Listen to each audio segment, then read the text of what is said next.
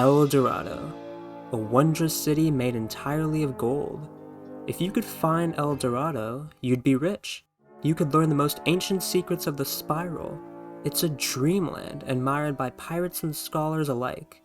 But dreamlands can often be deceiving. El Dorado's glamorous design is nothing more than a facade. Any poor soul that steps foot into this cursed city may unleash a fate worse than anyone could ever imagine. Throughout the game, we hear about the legend of El Dorado and how elusive the world actually is. It isn't like other worlds that have a clear entrance to them. The entrance to El Dorado is constantly changing and moving around, and at first it was seemingly impossible to find a clear way in. That is, until Marco Polo came along. A renowned explorer and scholar from Cool Ranch, Marco Polo sought to conquer the mystery of El Dorado. After 20 long years, he finally solved the mystery and made a map that could lead anyone to the elusive El Dorado storm gates.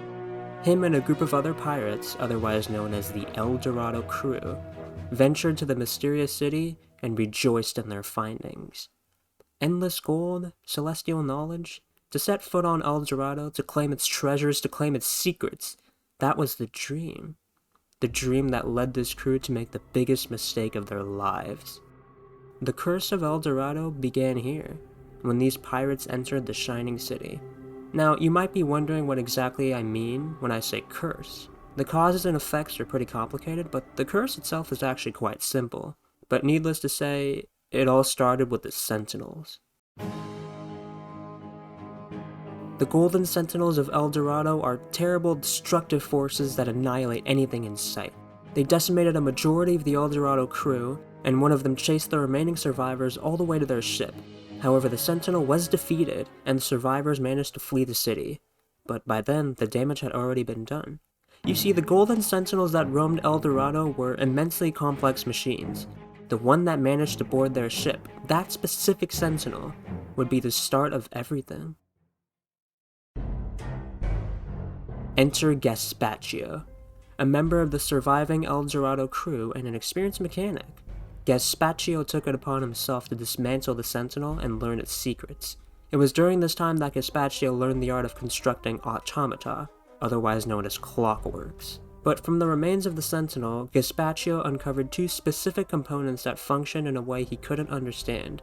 He named these two components the mind and heart of the Sentinel. He could never figure out how they functioned, but he could put them to use. Gaspaccio's past was an unfortunate one. He once lived as a humble toy maker, but he was unsatisfied with how much money he made. He wanted more. He began making deals with untrustworthy crab clans as an attempt to make more money, but the crab clans backstabbed him and robbed him of all his earnings and success.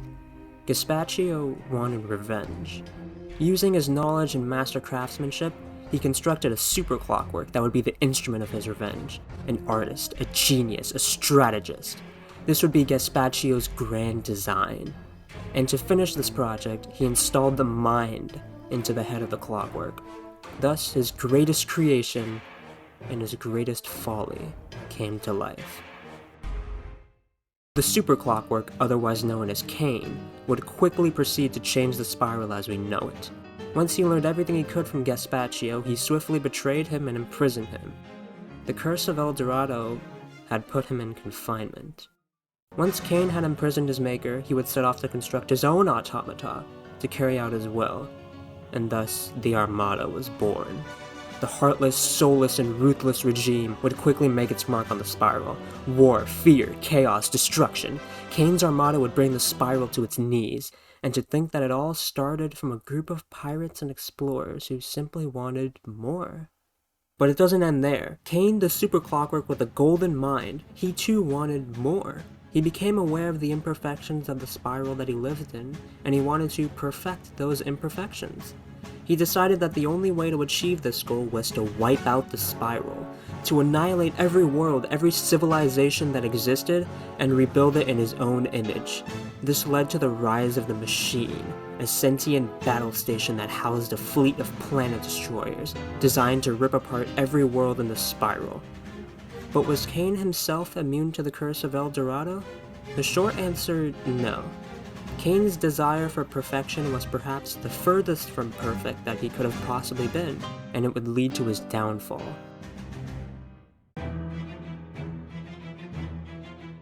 The machine that Kane created eventually grew a mind of its own, and it proceeded to betray Kane's wishes and act on its own will. And when Kane was brought to his weakest point during the fight against a certain pirate crew, the machine took it upon itself to remove Kane's golden mind from his head and render him completely lifeless, as the machine no longer required his presence.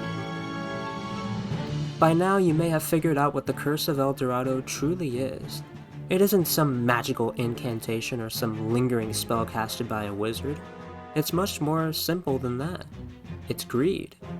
Greed prompted Marco Polo to design his map and visit the cursed city. Greed caused Gaspaccio to use the El Dorado Sentinel as a tool for his revenge. Greed led to the rise of Kane and his Clockwork Armada, and greed would lead to the creation of a machine that would betray its own maker. But does it really end there? The machine, as far as we know, is still somewhat active. Queen is alive, Kane's mind is still out there, and the Armada isn't entirely gone. The effects of that fateful first journey to El Dorado are still present, which means the Curse of El Dorado still lives on to this day. Thanks for watching this video. If you enjoyed and you want to see more Pirate 101 lore analysis videos like this, then subscribe. That's all for this video, so I hope you have a great rest of your day.